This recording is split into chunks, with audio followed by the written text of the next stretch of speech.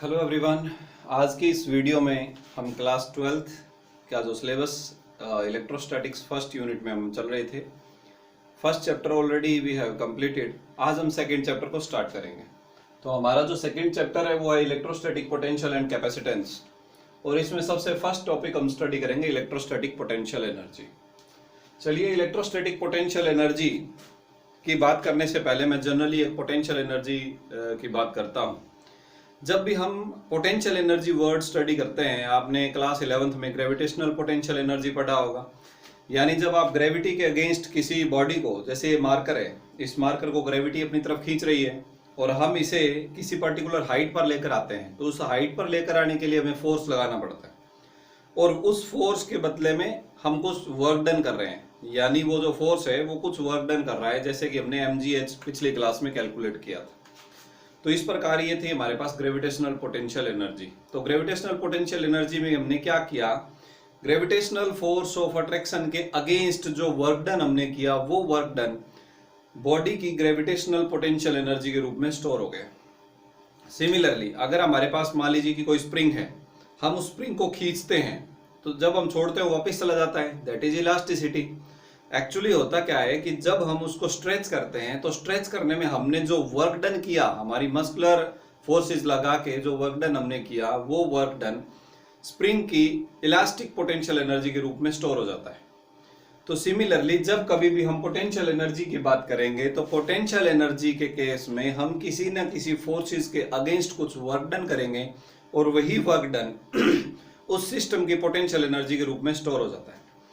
तो यहाँ भी हम इलेक्ट्रोस्टैटिक पोटेंशियल एनर्जी की बात कर रहे हैं, तो इसमें भी कुछ ऐसा ही होगा, वर्क डन होगा दो चार्जेस के सिस्टम को एस्टैब्लिश करने में। तो चलिए हम थोड़ा बेसिक से चलते हैं और इसकी जो डेफिनेशन है वो हम टॉपिक के लास्ट में डिस्कस करेंगे। मान लीजिए कि आपके पास कोई एक चार्ज है Q1 और कोई एक दूसरा चार्ज है Q2। दो चार्जेस Q1 और Q2 कुछ डिस्टेंस पर रखे हुए हैं।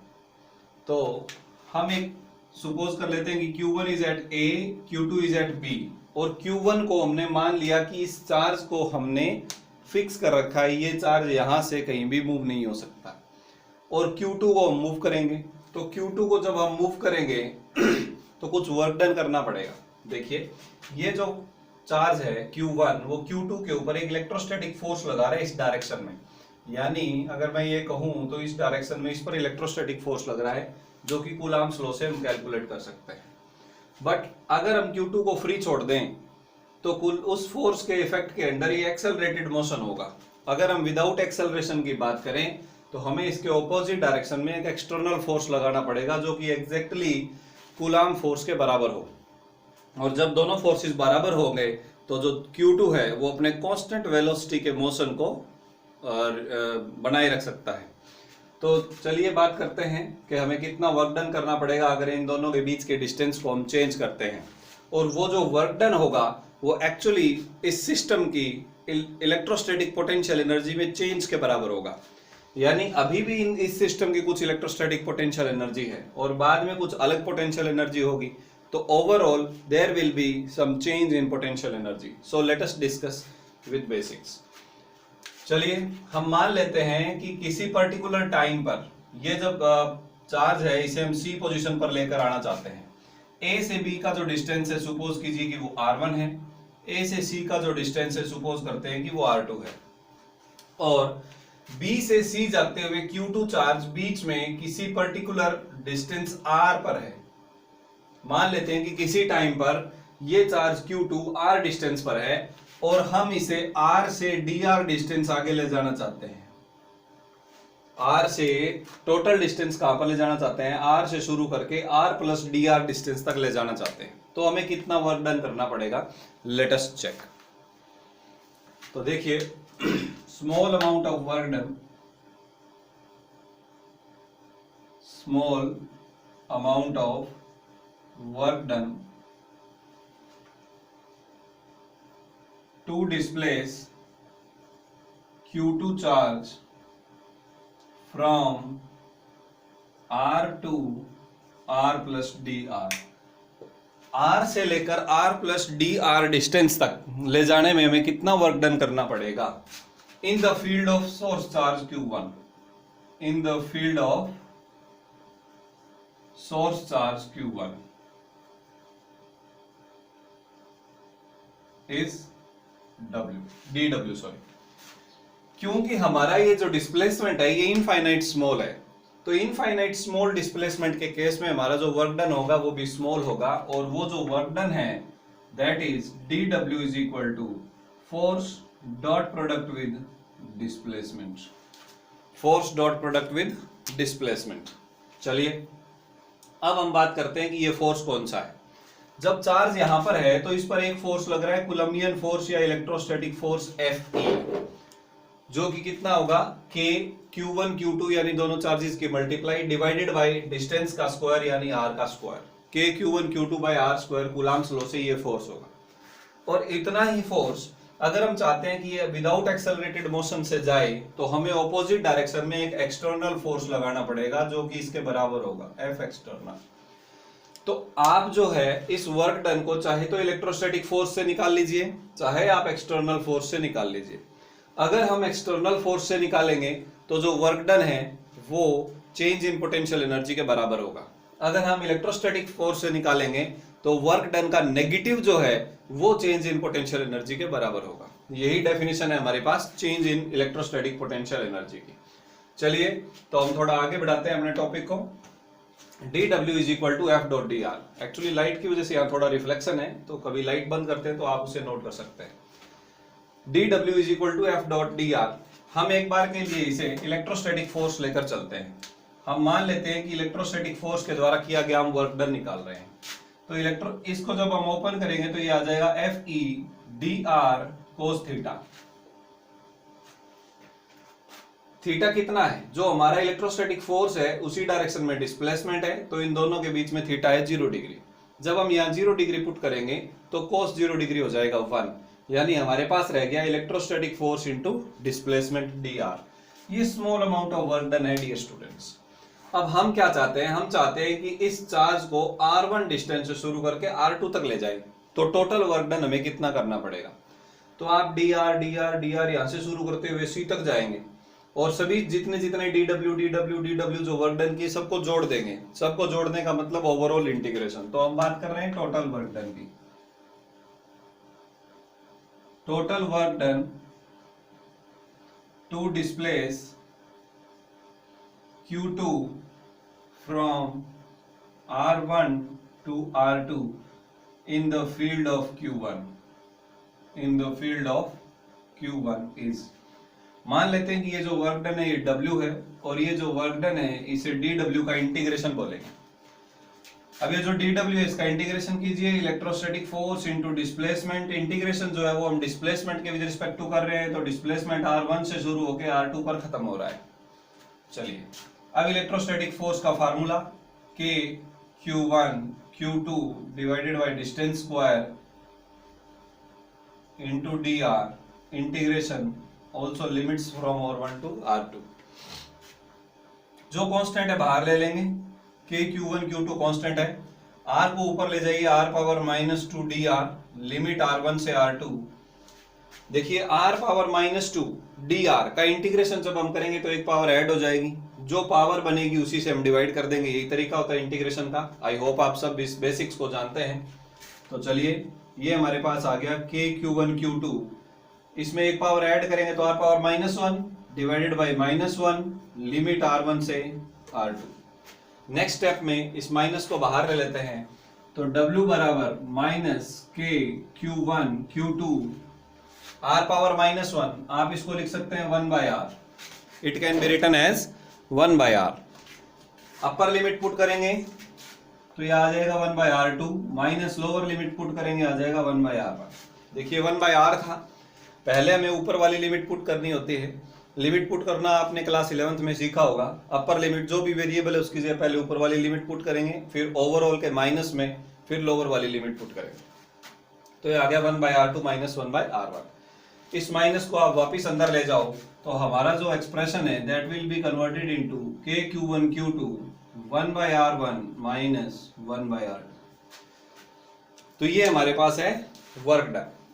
या फिर आप इसे एक बार माइनस ना लेकर जाएं, एक चीज हम और यहाँ पर ऐड कर सकते हैं ये हमने वर्क डन कैलकुलेट किया है किसमें, इस चार्ज को यहां से यहां तक ले जाने में, by using electrostatic forces. Okay, ये जो वर्क डन है, ये वर्क डन इस सिस्टम की इलेक्ट्रोस्टैटिक पोटेंशियल एनर्जी के चेंज के बराबर होगा, यानी change in electrostatic potential energy but with negative sign. मैंने आपको बताया था अगर हम इलेक्ट्रोस्टैटिक फोर्स यूज करेंगे तो negative of the work done will be equal to change in potential energy. तो हम कहेंगे now negative of this work done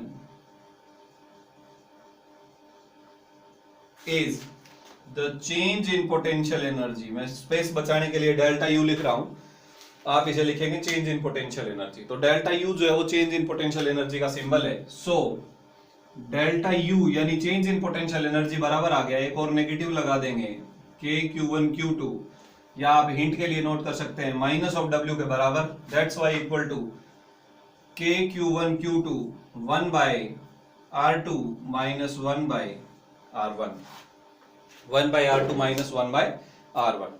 तो डियर स्टूडेंट्स, ये हमारे पास इंपॉर्टेंट फार्मूला है। This is the formula for change in potential energy. हमने अगर दो चार्जेस के सिस्टम को R1 से शुरू करके R2 डिस्प्लेसमेंट तक उसे स्टैब्लिश किया है या उसे R2 डिस्टेंस पर ले गए हैं, तो इतनी पोटेंशियल एनर्जी में चेंज आएगा। अब हम इसके अंदर माइनर चेंजेस कर सकते हैं, या फिर हम यूं कहें कि इसके स्पेशल केसेस स्टडी कर सकते हैं। इसके जो स्पेशल केस होंगे वो क्या होंगे कि आपका जो R1 डिस्टेंस है वो कहां से शुरू हो और R2 जो डिस्टेंस है वो कहां से शुरू हो। हम मान लें कि इफ देखिए स्पेशल केस की बात कर रहा हूं मैं, special case if R1 is equal to infinity, यानी शुरू में जो Q2 चार्ज था वो Q1 के फील्ड से बाहर था। इंफिनिटी का मतलब है उसके फील्ड से बाहर होना। ओके, अगर Q2 चार्ज शुरू में Q1 के फील्ड से बाहर था, यानी R1 अगर हम इंफिनिटी ले लें और बाद में उसे अंदर ले आते हैं एट सम डिस्टेंस R, तो यानी जो फाइनल डिस्टेंस है R2 उसे अगर हम R सपोज कर लें, तो R1 equal to infinity and R2 equal to R, जब आप इसे इसमें पुट करेंगे तो चेंज इन पोटेंशियल एनर्जी कितना हो जाएगा, के Q1 Q2 1 by R minus 1 by infinity, 1 by infinity हो जाएगा 0। इसे जब हम 0 पुट कर देंगे तो हमारा जो एक्सप्रेशन है वो किस में चेंज हो जाएगा dear students, it will be converted into K Q1 Q2 by R। तो ये चेंज इन पोटेंशियल एनर्जी है। ये चेंज इन पोटेंशियल एनर्जी किस केस में है, इंफिनिटी से R के केस में, और इसे हम लिखते हैं potential energy. So this is our formula for potential energy. तो इलेक्ट्रोस्टैटिक पोटेंशियल एनर्जी हमारा टॉपिक था। अब उसका डेफिनेशन हमें यहां से मिलता है।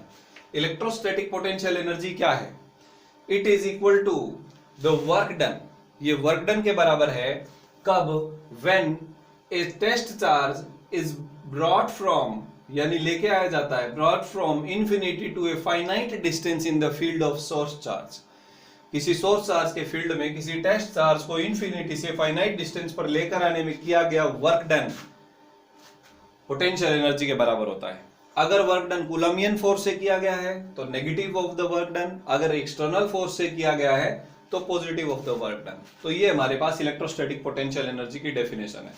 चलिए डेफिनेशन मैं आपके लिए यहां पर लिख देता हूं, आप वीडियो को पॉज करके और फिर अपनी जो डेफिनेशन है अपनी नोटबुक में लिख सकते हैं।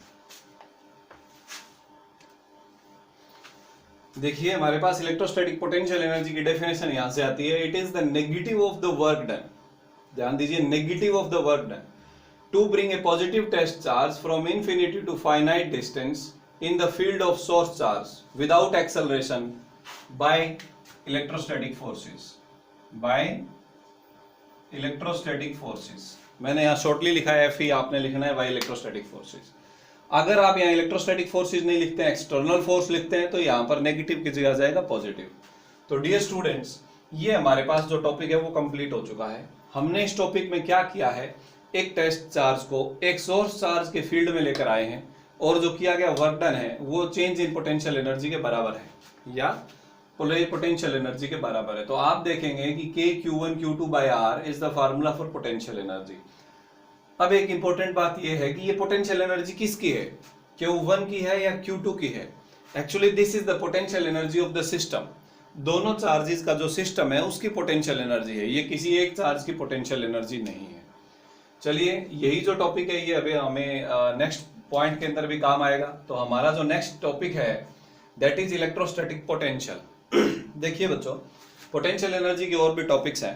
पोटेंशियल को स्टडी करने के बाद फिर से हम पोटेंशियल एनर्जी के टॉपिक्स में आएंगे। अभी हमने दो चार्जेस की पोटेंशियल एनर्जी की बात की है, फिर दो से ज्यादा चार्जेस का जो सिस्टम होगा यानी n चार्जेस सिस्टम, उसकी पोटेंशियल एनर्जी की बात करेंगे। वैसे उसमें कुछ खास नहीं है, आप दो दो के पेयर में ले लेंगे। सपोज Q1 Q2 है, फिर Q1 Q3 ले लेंगे, फिर Q1 Q4, इसी प्रकार Q2 Q3 Q2 Q4 यानी Q3 Q4, यानी हर दो चार्जेस के पेयर की पोटेंशियल एनर्जी निकाल के उसे जोड़ देंगे तो टोटल पोटेंशियल एनर्जी आ जाएगी। बट उसे हम अलग से एक टॉपिक के रूप में स्टडी करेंगे। उससे पहले हम चलते हैं इलेक्ट्रोस्टैटिक पोटेंशियल में। तो हमारा टॉपिक है इलेक्ट्रोस्टैटिक पोटेंशियल। तो चलिए हम बात करते हैं इलेक्ट्रोस्टैटिक पोटेंशियल के बारे में। जो इलेक्ट्रोस्टैटिक पोटेंशियल एनर्जी है, बिकॉज इट इज एनर्जी, तो इसका जो ऐसा यूनिट है वो हमारे पास जूल होगा। पोटेंशियल एनर्जी का फार्मूला हम स्टडी कर चुके हैं। अगर इस फार्मूले को मैं यूं लिखूं K Q not divided by R, तो हम नेक्स्ट पॉइंट को समझने में इजी फील करेंगे। यहां पर हमने Q को सोर्स चार्ज लिया है, Q नॉट को टेस्ट चार्ज लिया है। अब इलेक्ट्रोस्टैटिक पोटेंशियल क्या है? जिस प्रकार से पोटेंशियल एनर्जी वर्क डन के बराबर था, एक total test charge Q nought को किसी सोर्स चार्ज के फील्ड में लेकर आने के लिए किया गया वर्क डन, सिमिलरली पोटेंशियल भी अमाउंट ऑफ वर्क डन के ही बराबर है। बट ये work done 1 unit test charge को लेकर आने में है। पोटेंशियल एनर्जी के केस में हम Q2 चार्ज को Q1 के फील्ड में लेकर आए थे, यानी वहां पर चार्ज की जो वैल्यू थी वो 1 यूनिट नहीं थी। अगर हम उसी Q2 चार्ज की वैल्यू को 1 यूनिट ले लें तो जो अमाउंट ऑफ वर्क डन है that is said to be electrostatic potential.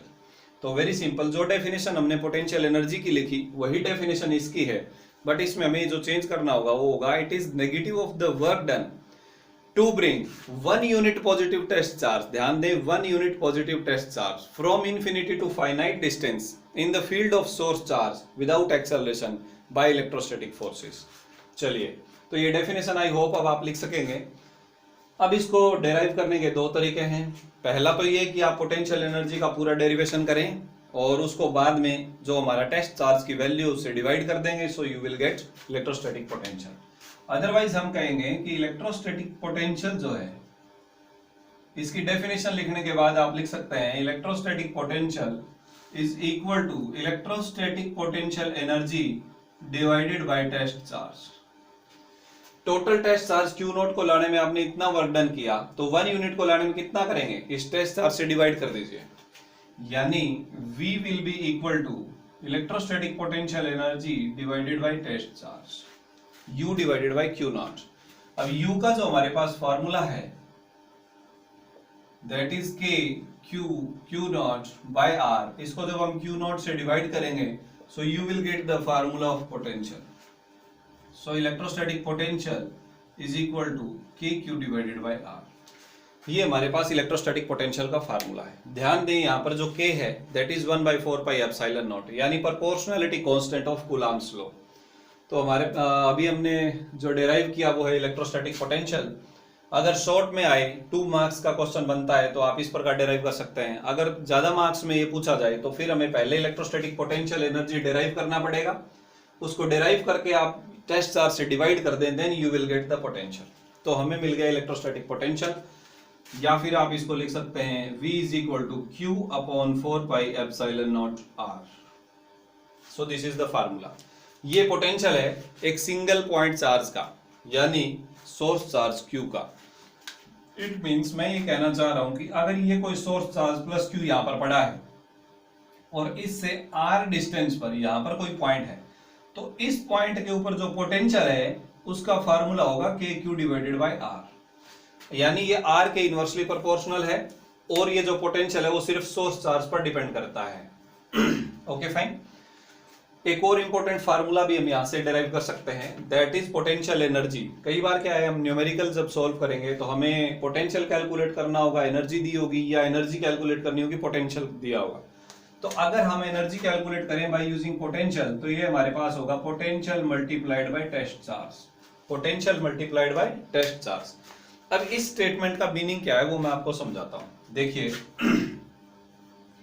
हमारे पास एक सोर्स चार्ज है Q, जिसे हमने पॉइंट ए पर रखा है और पॉइंट बी पर इसका पोटेंशियल हमें पता है, बी पॉइंट पर इसका पोटेंशियल है K Q divided by R. Fine.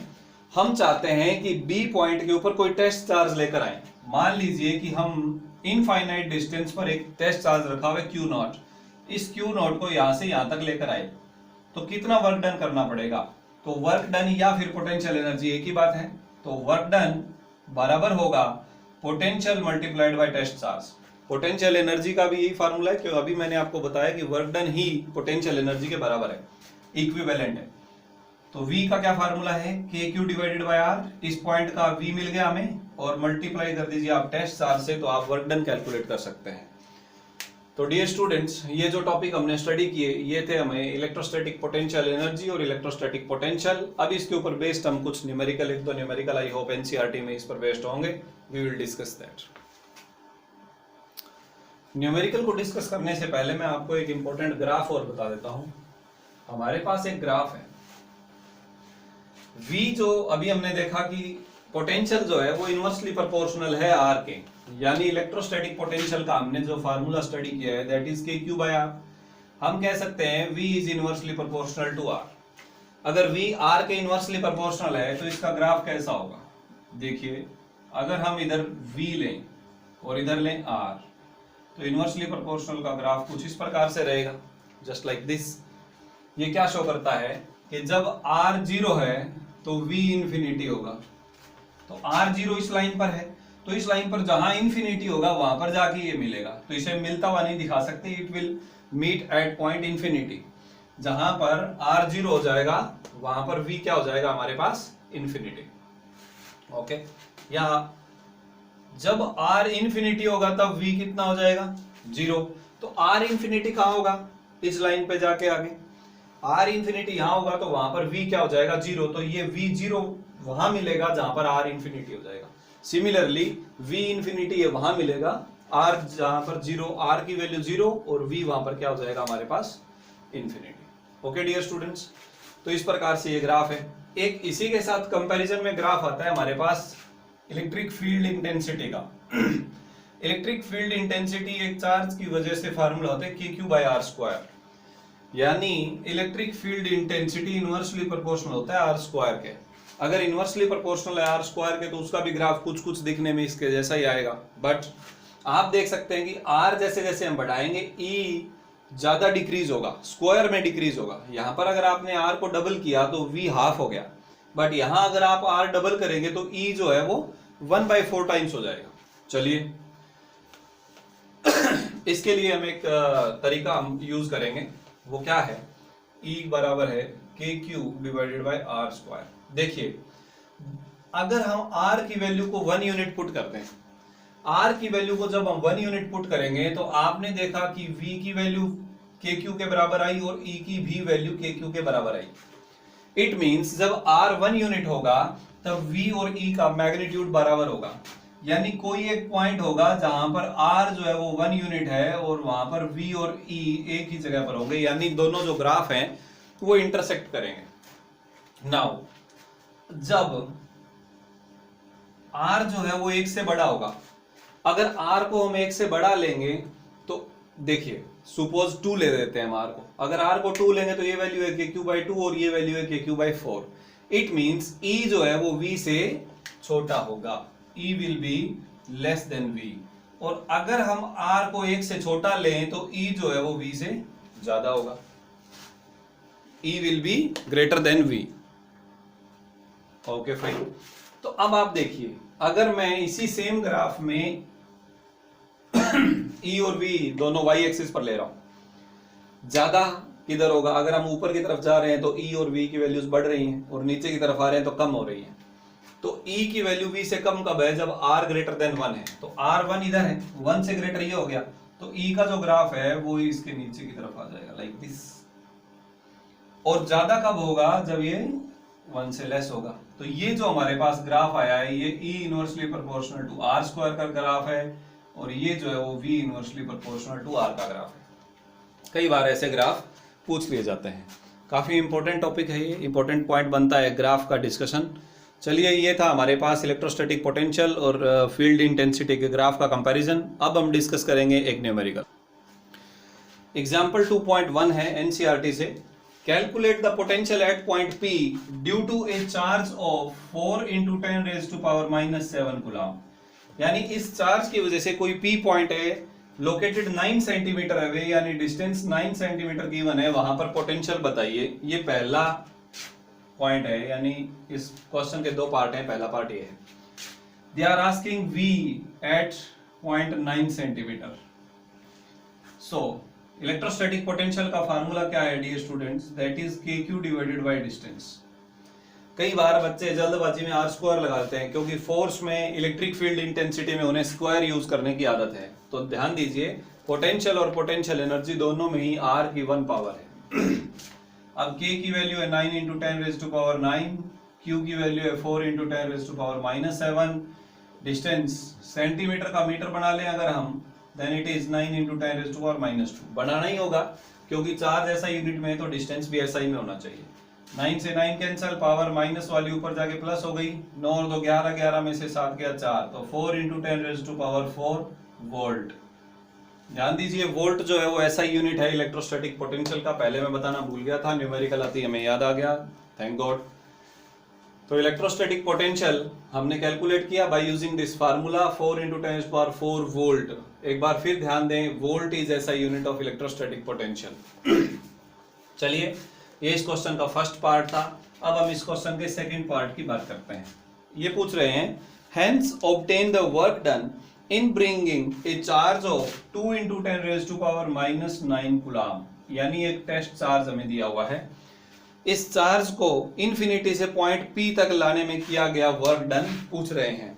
Does the answer depend on the path along which the charge is brought? Okay fine. देखिए, हमें एक चार्ज Q दिया हुआ है और इससे 9 सेंटीमीटर के डिस्टेंस पर आपको एक चार्ज Q0 इन्फिनिटी से लेकर आना है। किया गया वर्क डन पूछ रहे हैं। अभी मैंने आपको बताया था कि वर्क डन का फार्मूला है इस पॉइंट का potential multiplied by test charge. अभी हमने डिस्कस किया। इस पॉइंट का पोटेंशियल आप ऑलरेडी कैलकुलेट कर चुके हैं, 4 × 10⁻⁴ वोल्ट। टेस्ट चार्ज की वैल्यू आपको दी हुई है 2 × 10⁻⁹, तो 4 × 2 8 × 10⁻⁻5 वर्क डन है तो जूल। तो ये हमारे पास फार्मूला, सॉरी, आंसर आ गया।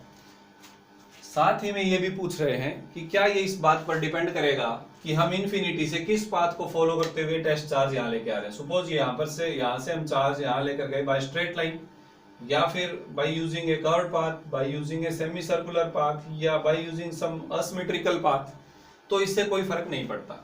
देखिए, यहाँ पर जो हमने वर्क डन किया है वो इलेक्ट्रोस्टैटिक फोर्सेस के अगेंस्ट किया है, और इलेक्ट्रोस्टैटिक फोर्सेस जो हैं उनके द्वारा किया गया वर्क डन पाथ डिपेंडेंट नहीं होता।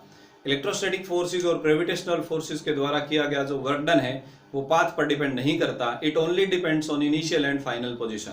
तो हमारी इनिशियल पोजीशन इन्फिनिटी थी, फाइनल पोजीशन Q0 है, तो that's why there will be no change in this answer if we will change the path of this test charge. Okay dear students, तो ये हमारे पास न्यूमेरिकल था, एनसीईआरटी का first example of this chapter.